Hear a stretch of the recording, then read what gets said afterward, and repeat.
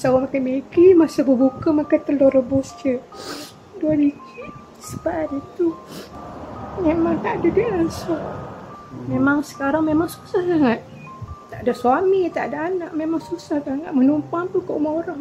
Ada kawan bagi makan pisang tu 3 hari. Dia bagi satu sisi aja makcik rebus 6 biji makan pisang rebus je. Selama 3 hari. Itu biskut je, air manis je.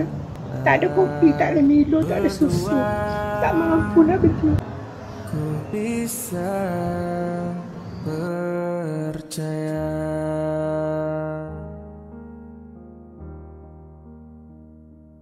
Ku bahagia kau telah terlahir di dunia,